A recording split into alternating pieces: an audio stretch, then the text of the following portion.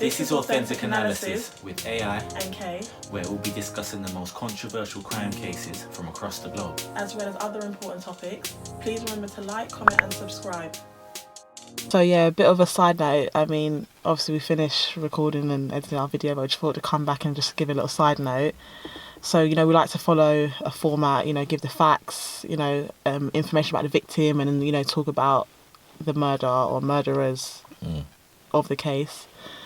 But with this case, it was a little bit different. It was like a lot of the things that we found were contradictory and a bit sketchy, and we just have to be honest with you, and we haven't got any clarity on this case. So it's hard to give you, the facts and everything accordingly when, to be honest, once you start researching the case, it gets even more confusing. Yeah, so we're just basically giving our analysis of what we found based on... and there's a lot of contradictory evidence, so watch documentaries, check out Crime Watch, and just stay tuned for the rest of this video.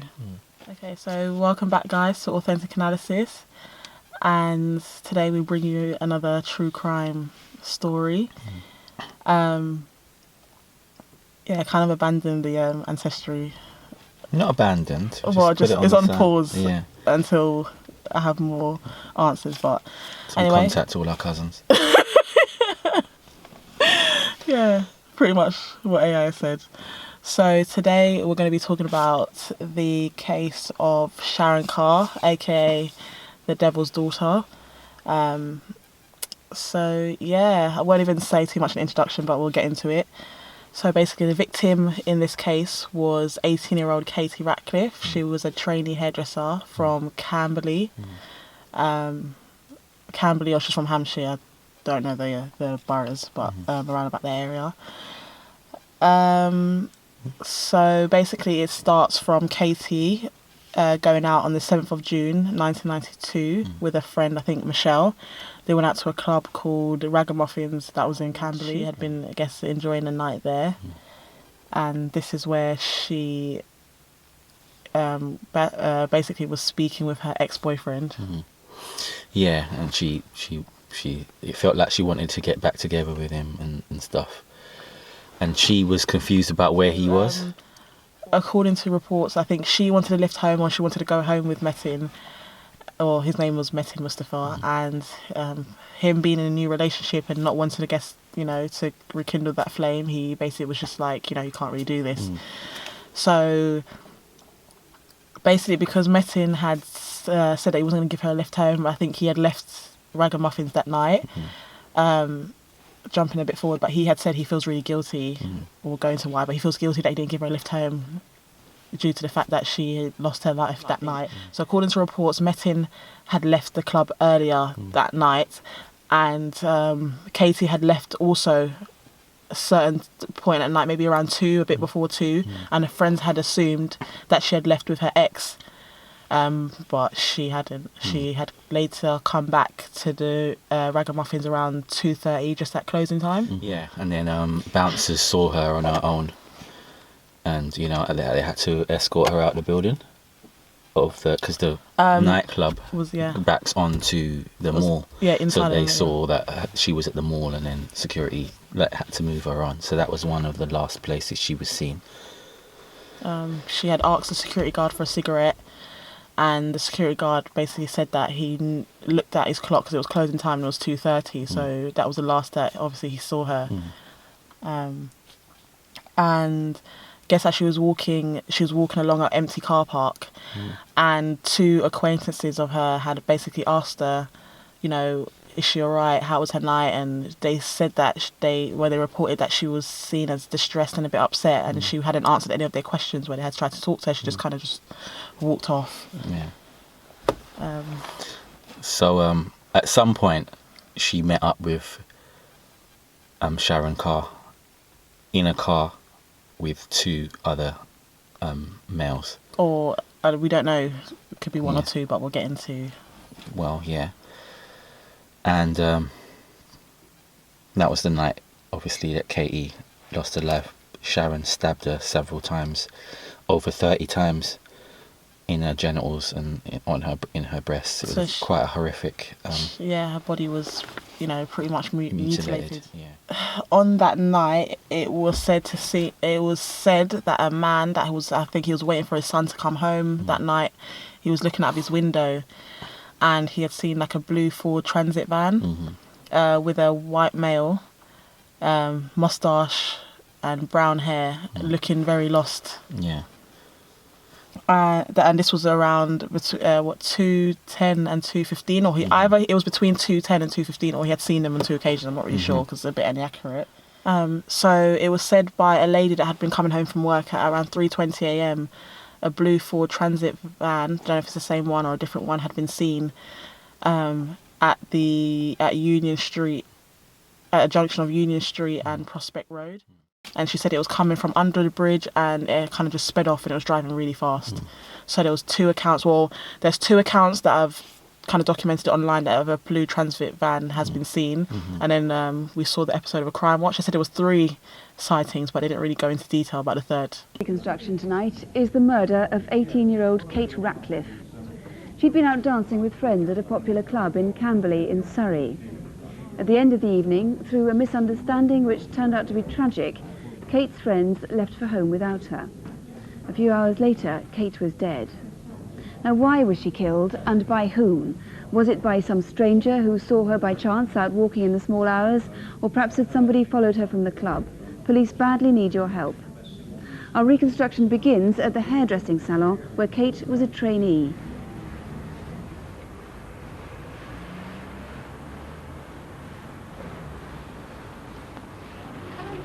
Would you like to take a seat? All the regulars are in. Kate had worked at Bomble's too for nearly 2 years. No, I go on Saturday actually. Should be quite fun. I'm going to Butlins. Alison Glover, who runs the salon, remembers Kate with great affection. Kate came to the salon 2 years ago, straight out of school. She was always very friendly and willing to help and do anything that she could possibly do. She had a great enthusiasm for the job. She was happy-go-lucky, everyday teenager. Kate lived 2 miles away in Hawley with her parents and older sister Joanne.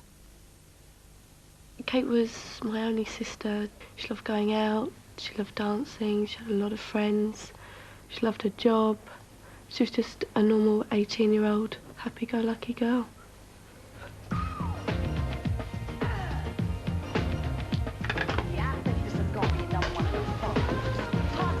Where's my jacket? Is it ready? Which one? My blue one. It's in there, there you go. Got it. Kate and her best friend Michelle always went out on a Saturday night. Gotta change this music. Oh, not now. I've only just put it on. Oh, we've listened to loads of yours. Anyway, this is better.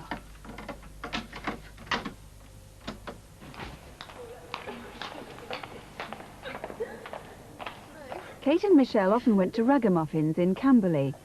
It's a popular nightclub and an indoor shopping precinct. This Saturday they arrived there shortly before 9 o'clock. They'd arranged to meet some other friends there. Thanks, Scott. I want to go and dance, though. Come on, Michelle, come and dance. Ooh. Come on. There's hardly anyone down there. Don't worry about it. Come on, come dance. Several people at the club noticed a man in his mid-20s standing alone at one end of the dance floor. He was dressed entirely in black, and he stood staring silently at the dancers throughout the night. Who was he? During the evening, Kate met a former boyfriend, Metin. They'd ended their relationship some 6 months ago, but Kate was still very fond of him. Oh, mine. It's just up the top there somewhere. Is he still with Dawn? Yeah, it's boys' night out, isn't it? So, Can I have a word with you? yeah. As closing time approached, the lone man was still standing in the same place. There were 516 people at Ragamuffins that night. Police have spoken to all except 33 of them. If one of those is you, we need to hear from you. No one saw Kate leave the club. She probably went when the music finished around 2 o'clock. Assuming she'd left with Metin, her friends didn't worry about her. In fact, he'd left before her. Police believe she went outside searching for him.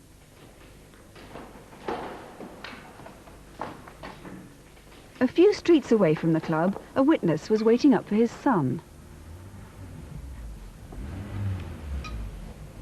van was a blue Transit board van. He had short-cropped brown hair, was aged between 20 and 24, and had a moustache. He was clearly lost. Back at the precinct, Kate had returned to Ragamuffins. She seemed to be looking for someone. She was clearly upset.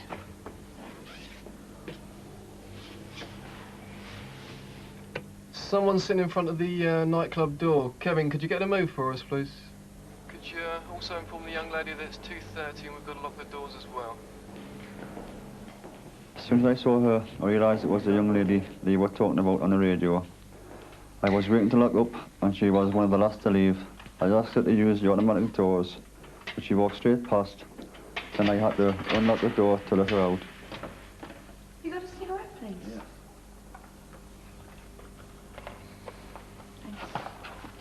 Yeah. I saw her walk 2 or 3 yards outside the doors and stop.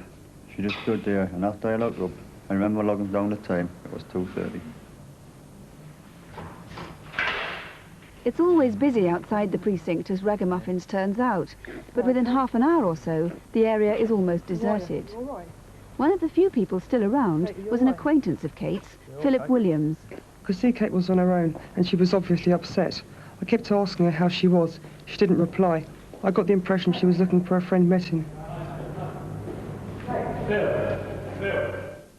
An hour after that, and 4 miles away, another witness saw a blue transit van. Roxanne Jameson was on her way home. I remember leaving work early in the hours of Sunday. It was about 2:30 when I left, and I got to Farnborough about 3:15. I drove down the Union Street and to the Prospect Road junction where the traffic lights were red, so I had to wait. Blue transit van came hurtling round the corner from underneath the bridge. I did try to look for the driver, but I didn't see the driver or the registration plates. Just 200 yards away from that junction, at 8 o'clock that Sunday morning, Kate's body was found. She'd been fatally stabbed. I can't begin to understand why anybody would want to hurt Kate. She didn't have any enemies. She was a very popular girl. I miss her. We all miss her a great deal. If there is anybody out there that can help, please just come forward. Well, from Hampshire Police, Mr. Brugard is here to take the calls. How, first of all, do you think that Kate got from Camberley to Farnborough, 4 or 5 miles away? Well, it had to be by transport of some sort, a car or a van. And we're still very interested in any sightings of her, either talking to the driver of such a vehicle or getting into a vehicle. And how important do you think those 2 sightings of a blue transit van are? Quite an old van. They could be important. I mean, in different areas they've been seen, but the one in Park Road, we do have this photo fit of this man, which does help us ask the person who was driving that to come forward. The other one, by the very nature of the driving, they would probably recognise them as the driver. And you had a recent sighting, a third sighting of a blue transit van in the right area at the right time? Yes, we did. In recent days, in the taxi rank outside of Camberley railway station, could well be a similar vehicle. So more on blue transit vans would be useful. Right. You're offering complete confidentiality on the remaining 33 people at the club that night. One detail we didn't mention in the film is that the lone man standing at one end of the hall had very distinctive boots on.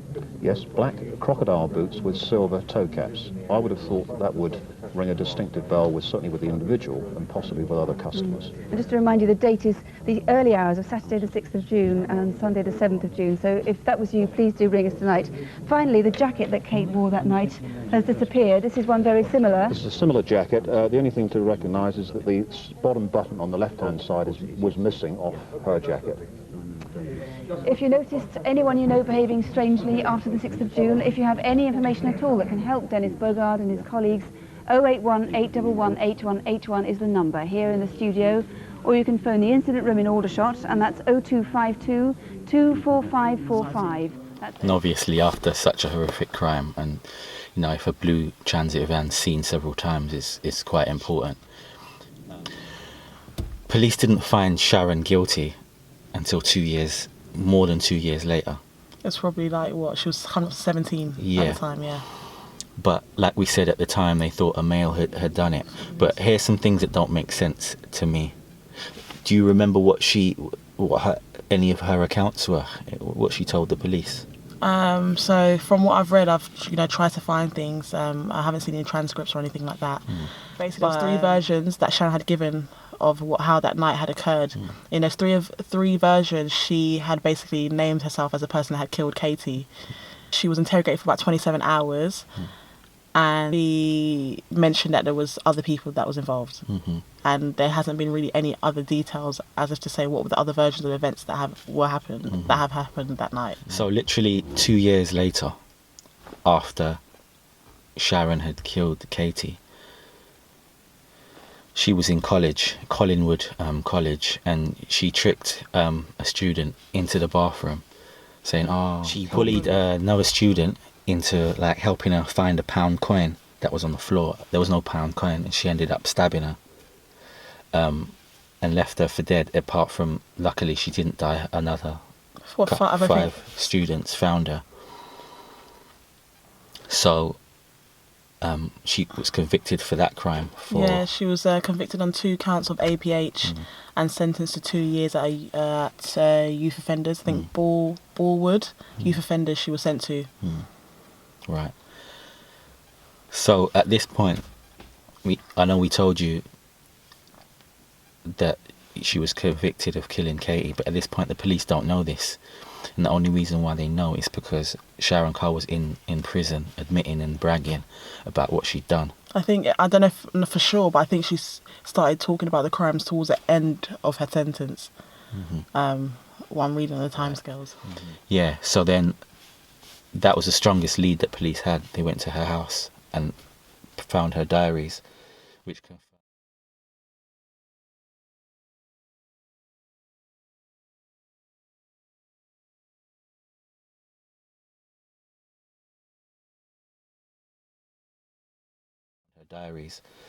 confirmed what she'd done. The crimes that she was connected to.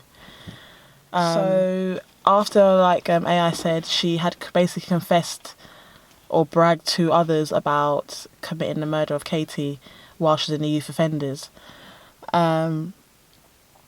So obviously I think police initially didn't believe her at first. So once, like you said, they went to the house, collected diaries, and she said things that happened. She confessed things that only the killer would know. So once she had done that, and they charged her, then she got sent to trial. I think she retracted her statement and said that she only told those stories for attention and it wasn't true. And she basically pleaded not guilty whilst she was on trial. I think the prosecution didn't prove, well, we're going back and forth here, but the prosecutors didn't prove enough how Sharon would have committed those murders on her own. But we'll go into detail about why that was important, well, for me anyway. Apparently she didn't show any remorse, and she was gone from one stage of crying to her lawyers, and then she was laughing and smiling. So she left the courtroom, I guess, smiling, and she didn't seem like she felt bad for what she had done. So I guess I'll put a picture. There's a picture that I saw on Google. There's only a few pictures of her. She's in it looks like I don't know if it's a police van or I don't know if it's like one of those Serco vans, but she's sitting with 2 men smiling. And apparently that's a picture of her after she got sentenced. So I'll put that picture here. So we didn't mention the fact that she was born in Belize and she came to England when she was... I think, maybe mistaken, it might have been 8. Yeah. They said that her mum was really violent and her mum was into like voodoo and stuff. Not saying that voodoo is always going to lead to violence, but this is what they said. Yeah.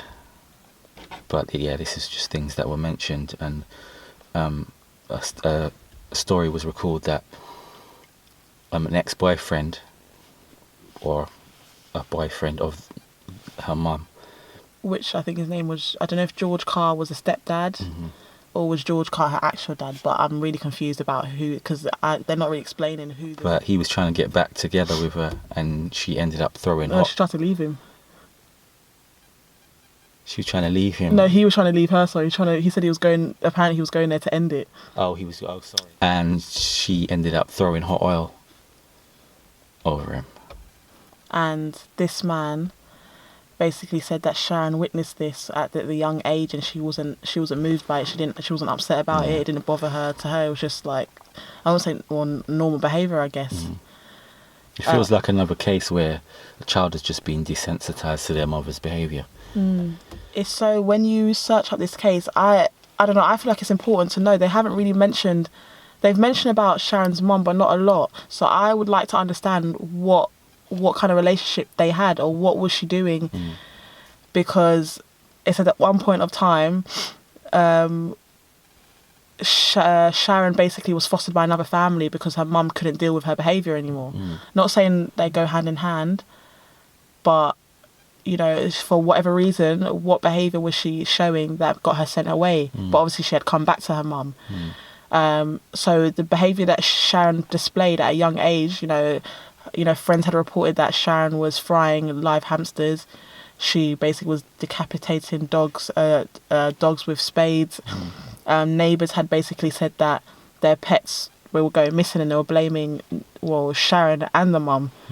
So, you know, I feel like with a lot of cases, with especially kids that commit murder, even with adults as well, they're always looking, you have a more in-depth understanding of their childhood, and I don't feel like they've given enough. I don't know, they haven't really explained that enough. I don't know if they feel like it's not relevant, but I feel like it's quite important for them to mention something like that, because obviously that shapes her. Definitely. Yeah. The police thought that it was a male originally, and then obviously they only knew that it was Sharon when she confessed. But apparently she dragged the body, I don't know the distance, but she dragged Katie's body a significant distance. So it was a 12-year-old that dragged an 8-stone woman's body round. It's not impossible, but there were two males in the car as well. And this is what I read, that they were alibis for each other. So the police didn't think that they were involved in any significant... They didn't try and prove, you think? Well, they just dismissed them from the case. They didn't think that they were... But like we were saying earlier, like the madness of someone's murdered, 3 people are supposedly involved. They question the 2 people, and they have alibis, and that's just it. So we're just going to give the 12-year-old give her like a charge of murder, and we're not going to consider that there's other people that might be involved as well. Yeah. And why... it's so sketchy. Like, how old were these people? Sharon described them as boys, but how old were they? Yeah.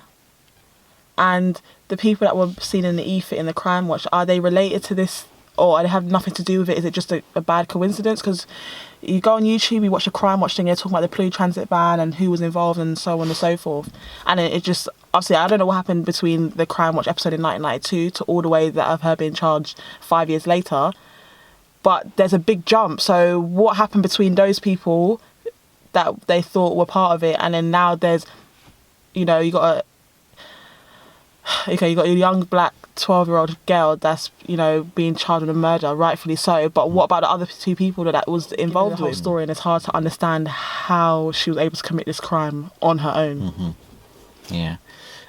She apparently told the police several different stories about what happened on that night. But one of the stories she said was that the 2 males that she was with, and it feels like she didn't really know them,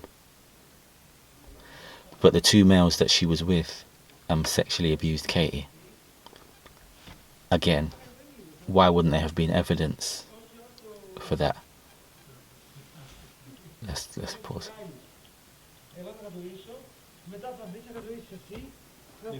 Can you shut up? We're trying to record a YouTube video. Initially, I thought maybe it was 2 guys from her estate that, they're driving around, that, they picked her up. So I had asked AI, I don't know if I should even ask you this, but at what age would you drive around illegally? I can say this now. Okay. There was times where me and my friends, I wasn't driving, but I was in cars in about the age of 14, I would say. I was scared. So I don't know.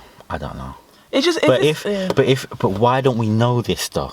Like in all the other cases we looked into, it's like, oh, this person was a suspect, but they were eliminated because of blah blah blah. Like we don't know whether they were. She described them as boys. So maybe they were actually boys, and if they alibied each other, well, they have to be eliminated from the case. And why would we? Are they protected somehow? But she can't have done it. To me, I don't think she's done it on her own. I think they know that she's done it on her own, and even like what I'm reading, Katie's dad knows that she didn't do it alone. Mm-hmm. But why aren't the police? He said that he hopes that she snitches or she tells the truth on the accomplice or accomplices. I mean, it's a hard one because she said that at least one of them sexually assaulted Katie. She said that. So I just don't know why the facts are so sketchy. This is my problem. They thought it was a man, and then they found out it was a child, and they were like, cool, yeah, it makes sense that a child dragged a woman's body. But they were even saying, even when they found out, it was her doubting it, but they were like, how could it be possible? Like, how did she do it? Mm-hmm. Like, they even said, like, it's rare for women to commit crimes, well, not crimes, commit murder, I guess, against other women. Mm-hmm. But then for it to be a fact that it's a stranger, and then on top of that, a child committing act against another adult. So her first victim was Katie, you know, she's an adult, and the second victim, which, you know, she's still alive, she was younger than her. I think she was about maybe, 13 or 15. The ages keep changing, which is another thing. I know sometimes facts in cases, they can differ, but the ages sometimes you read from different reports are completely different. Sharon's sexuality. Because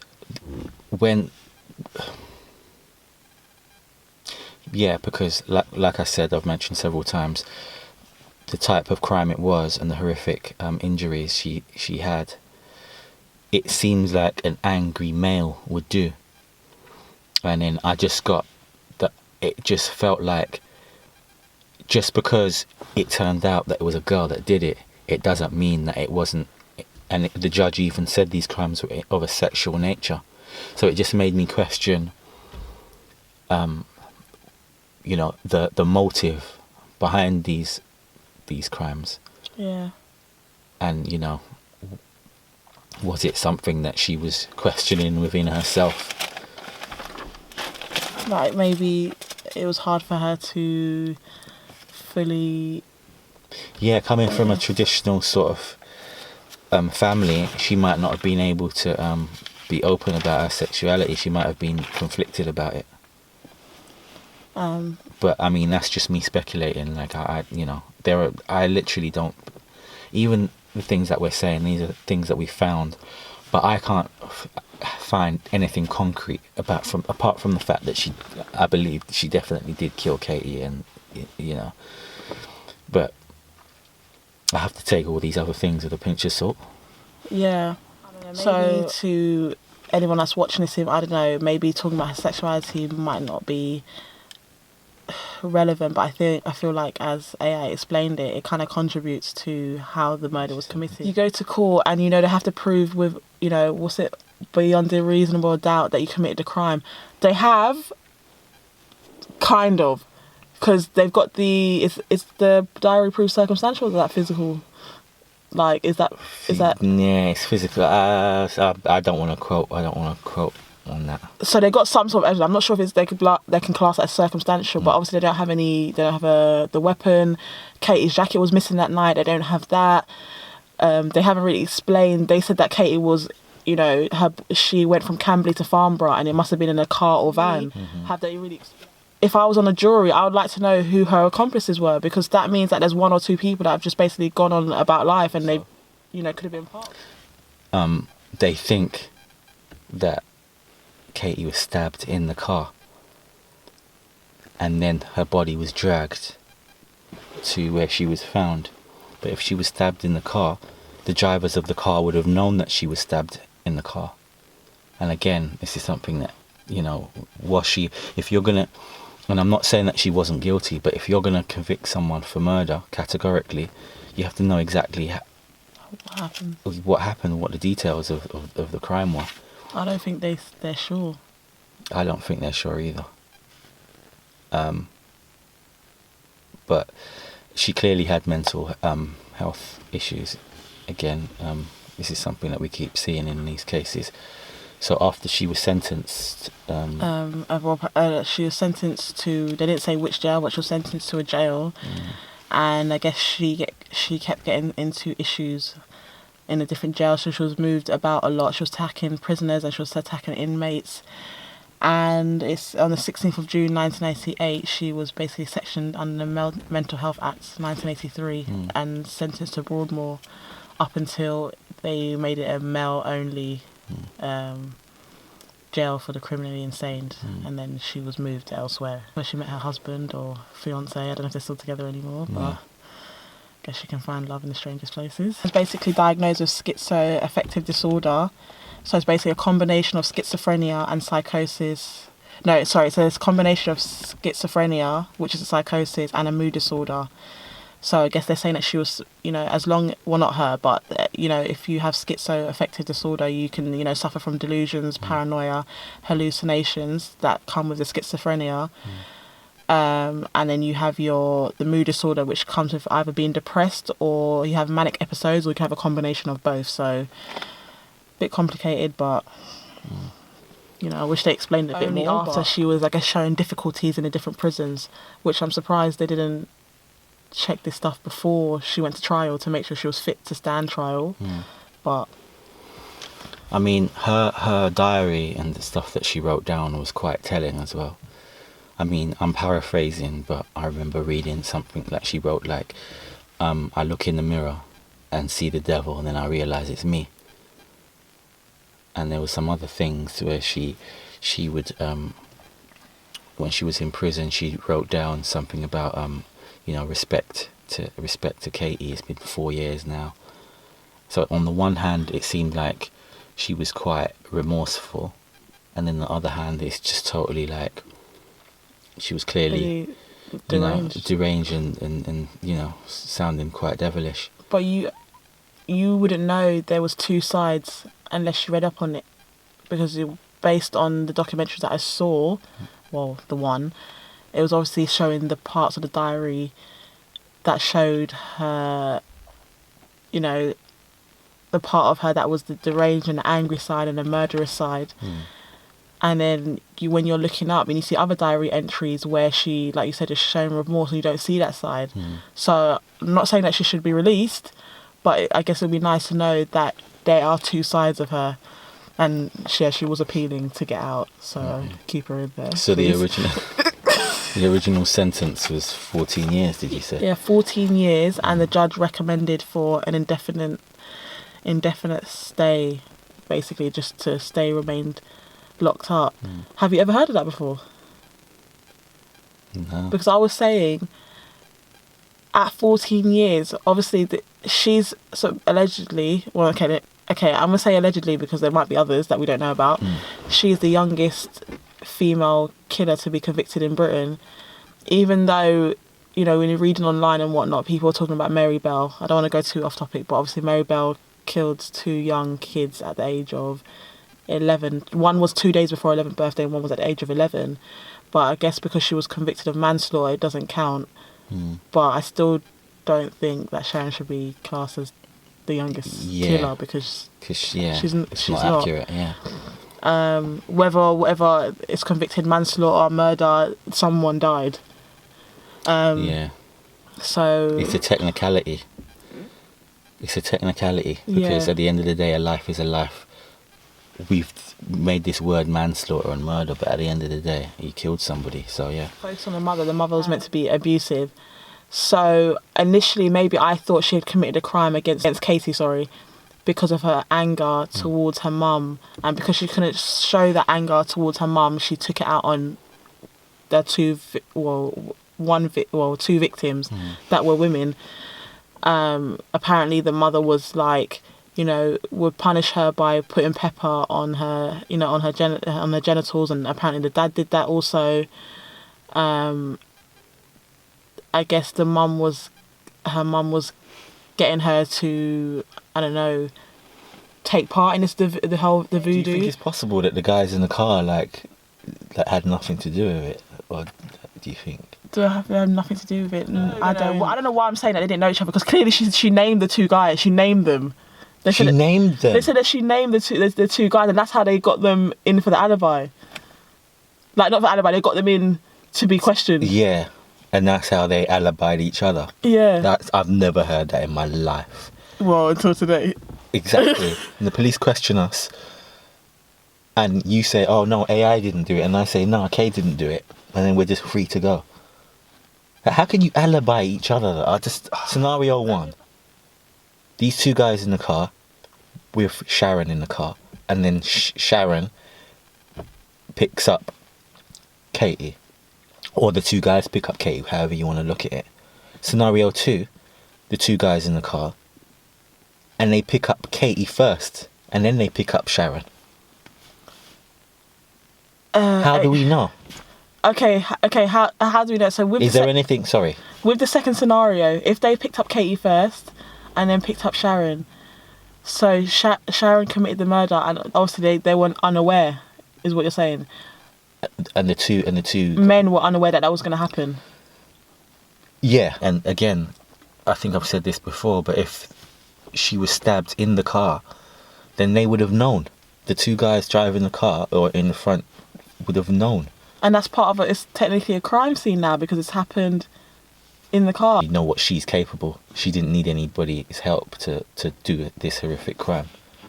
But do you think there's not a chance that somebody... Sorry, when I say she didn't need any help, it's quite possible that she needed help to move the body, but I'm just saying her mind state, the sort of things she was clearly capable of, I don't think she needed any inspiration to do those things. To do those things, yeah.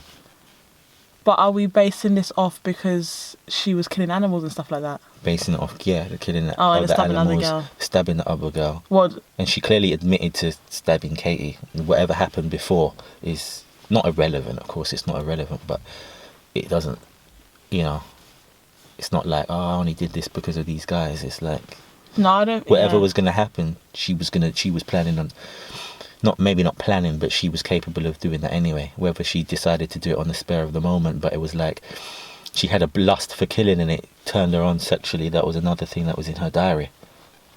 So, I don't know. It's just, to me, it's mad that the fact that at 12, if she was older, I'm not going to lie, if she was older, she had committed a crime at 17, 18, even 16.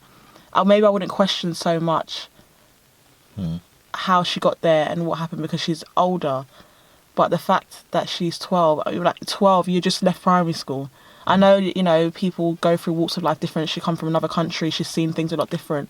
But the fact that she's 12 and they can't tell me how she got there or how she and Kate met, which they're probably unsure of, to me, it's crazy. Watching a documentary, they said that when they were trying to get information, first of all, they said that she had quite a reputation and that people were scared of her. And then they said that when they were trying to get information, still people weren't coming forward. So this is maybe part of the problem, that there's a lack of evidence because people aren't coming forward, and obviously there weren't many witnesses. But those, again, I don't want to keep harping on, but those two guys are key. I feel so stumped in this case because it was basically, to me, it was meant to be straightforward. Why did we do this case? I don't even know now because it seemed like this was going to make sense, but yeah. To be honest, I need some more answers. Like, I need to know how this 12-year-old got from her area to that. How did she get there? How did she meet these two boys that she didn't know? These two boys, men, whoever they are. If she was stabbed in the car, how do they not know? Or how are they just able to just get out of the situation and nothing else has been said about this? To me, it's just, it's not enough. Was her childhood affected to the point that caused her to have this behaviour today? if they knew about all this behaviour that was happening with her mother and all the abuse and what she had saw, just shown by her behaviour and the diary entries, you know, she killed Katie, you know, in 1992, and then she had, you know, stabbed another one, and that one could have ended up in a murder also. Say another thing that I remember from her diary is that she quoted a rock song. I can't remember the name of the rock group, so I'm not going to misquote it, but the lyric was something like, murder is my business and business is good. Yeah. You know, so these were the sorts of things that we were dealing with. And she liked what the rapper, Scarface, I think his name. Yeah, and she labelled herself. She called herself Scar, which is a play on her surname. That's what I thought. Let me not say it's clever because I don't want to give her too much credit, but you know, Scar, Carr, you know. But... What does the S stand for? Sadistic. Oh God, it could be. But you know, when you see some of the diary entries, it's shocking. Maybe because I can't even think of what I was like at 12. At 12, obviously my mindset was a lot different, so it's hard to understand what a 12-year-old that has these sadistic thoughts, what you know, what brought that on. So you know, they mentioned the fact that she started smoking weed at 11 years old. So did that bring on some sort? She didn't do it. Tim, I don't believe she done it on her own, and I'm going to say that. I'm not going to say allegedly. She didn't do it on her own. Yeah. I don't think she did. There's no way. Unless she's got some mad strength at 12 that she got from the voodoo. Nah. I'm not even just based on the strength. It's the way that she got there. How did she get away? Did she walk home? Yeah. And on top of that, they said that she she basically identified the fact that when the murder was happening, there was a dog barking, and only the killer would know that. But who else knew that though? Who else knew that a dog was barking at the time of the murder? Yeah. Because I would like to know, was it the two people in the car that said it? What? I don't understand how would they know that? Exactly. So if it was the two people in the car, then they were there when the murder happened. But if they didn't corroborate the dog barking, who else did? Who else did? It just made it. Look, I think the reason why we did this case is because we want you to look into it and find the information that we couldn't find.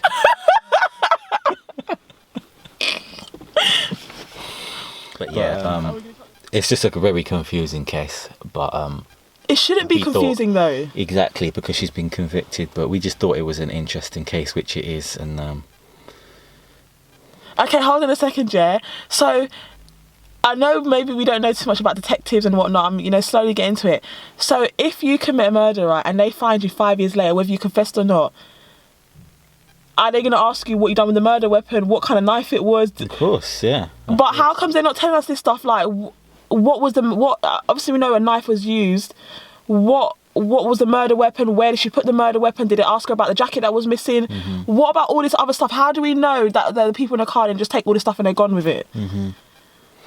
And there's another thing, which is throwing up more and more problems. Do you think that she just admitted in her diaries? Because she wouldn't have known Kate. Okay, well, she might have known her name. She might have known her name. They might have got talking first, and she said, "Oh, what's your name?" Just trying to understand the events of the story, and obviously it's awareness for other people. Be careful what you're doing when you're leaving late at night and stuff like that. But the pictures of Sharon that they're showing on the internet, I don't know for what age. I think that might have been 15. No, let me say for like 16, 17. So for me, a 12-year-old in a car. With a man or a boy or whatever, to me, maybe that's why she felt safer because they looked young. I don't know. But I'm just trying to understand the interaction. Mm-hmm. And did they ever, I just don't understand, there's like this happened, 20 plus years ago. They've had time to make a documentary. How comes they haven't put out what Sharon's version of events were? I want to know what Sharon said. How did she meet Katie? Mm-hmm. How did she come? I want to understand this case because, okay, yeah, she's one of the youngest killers, but I need to understand the story because it's really not making sense to me. Yeah. I don't understand how they cross paths. I don't know. That's why I'm overly stumped, and now I'm just like, do I even want to put this video out right now? Yeah, it's just the two people in the car that we know were there. We know for sure they were there. No? Is it possible that she committed it on her own and just run off? But they had to have. But this car no pun intended, where did the car come from? Yeah. You know, what Katie herself had to travel from the club to her house, which was quite a distance. Yeah. So it's clear that she got into a car, but like you said, like how was it that they all came together? And if the police don't know this, how can they say for sure that those two people or one person, whatever, in the car didn't help Sharon do it? How can they say that for sure? Exactly. And then as you're saying that now, I'm not saying that she didn't commit the crime, but we're going off diary entries and a confession. Not to say, obviously she said that she retracted and she made up the story. But if we're going off, a young girl that's been doing this stuff from that young age, I'm not saying she did I'm not saying she didn't, but that she did do that. Wouldn't they look into these things, whether she did make these things up? Did she get that from the story from someone else? I mean, I know it's a bit far-fetched, but there's too much. Like, I can't be sitting in a jury and having these questions in my head and saying, okay, cool, she's guilty. Yeah. That would just be me. I couldn't say, yeah, she's guilty, but to me, a lot of things just didn't make sense.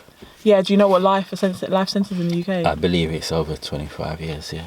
So why was she only charged with 14 years? Was she charged with 14 years because of her age? Because she went from it being the most horrendous crime and she mutilated a woman, which she did, but she's getting 14 years. Then it gets reduced to 12, but she's staying in there for life. So is she getting a life sentence or not? And why, if she served them 14 years and she was on good behaviour, would she be released right now? I don't know, but when she was convicted, she was still quite young. So maybe She's 17. Yeah. So that's based on, the 14 years was based on that. But her behaviour in prison, they were like, we don't think. But the indefinite leave that she got was when she was at trial. She got that indefinite stay, like recommendation to stay in there when she was at trial. So she hadn't shown that she was, unless she showed them in the 2 years that she was staying for the first attack. To me, the sentences, if anyone can explain it to me why it's 14, I understand why she's staying in there, because obviously her behaviour and whatnot contributed to her actually still being in there. But I don't understand the whole is the 14 years to do with age? Because even though you're penalised a little bit different because you're young, I'm sure even if you commit a crime, you can still get life, no? They're saying that basically she's not getting out, she's tried to appeal. I'm just trying to understand this whole 14 years thing, though. Is 14 a maximum that you can give a child underage? What was the reason why she didn't snitch on her two accomplices? First, she said in one of the accounts, like we've said, she said that they sexually assaulted Katie. So I was saying that as well. Why didn't she snitch? And we're assuming that they helped her. These two random people, they helped her, and we're saying, oh, why didn't she snitch? Maybe they didn't help her. Maybe she dragged the body on her own. I'm not saying I actually believe that, but I don't know what to believe, and I'm saying I don't know. It could be a thing where the two people, like you got yourself and your friend in the driver's seat, and she's there, and they're driving along the road. They spot her, she commits it, and she's like, do you know what? Wait here, and she comes back, and that's how it is. Is that what it could be? So Katie, Sharon lured Katie out of the car. Maybe asked her what was wrong because she looked upset, and they got her there sitting and talking. Yeah. And do you think she could have killed her in the car, and then just dumped her, and then they just was like, you know what, we're not even going to really get involved. We're just going to drive you back and just say nothing and then leave it at that. That could have happened, but if it did, then the police didn't do their job properly. Then did they? Because they're technically still involved. Yeah, even if it's like perverting the course of justice by you not saying that. Okay. If you see something like that, you're not allowed to just see it and not say anything. If you're gonna see that and not say anything, then how do we know that you're not involved? Yeah, that's true. Which is a separate issue, but nevertheless, I don't want to, I'm thinking too much about who these two guys are, but it's just the fact of the matter is Are we going to do a part 2? Are we going to research these guys? If we can find them, we can find the ex-boyfriend's name. We don't know these two guys. We've got to the other We've people just from been the honest club. and shown how confused we are about this case, because normally the facts, like, at least line up, and we know at least we know the majority of what's true. But all I wanted to add to before we close is that this was one of the most unique cases, only because it's a child that killed, killed other females, and it's like so unlikely. And like in all the cases we've reviewed before, and if you haven't watched them, please go and watch them and like, share and subscribe. I mean, we really appreciate when you do that. It doesn't cost you anything, so I don't know why you wouldn't do it. And feel free to interact, leave a comment. If you don't like it, like it. But all the other cases, it's like Dennis Nilsen, he was preying on people that were vulnerable, and Kenneth, he was preying on people that were vulnerable. Obviously they were old, but in this case, I'm not saying that they weren't vulnerable. Obviously they didn't know what was going to happen to them, but yeah, she wasn't going for like people that were specifically younger than her or weaker than her. Yeah, she went for someone that there's a chance that she could have been fought off. Yeah, I mean, yeah, maybe. I mean, I'm just mentioning that because it's a fact to me, and how it differs from the other case. But I'm not trying to like say anything else about that. But yeah, again, thanks for listening. Continue to support our channel, and we'll be back next week with another case.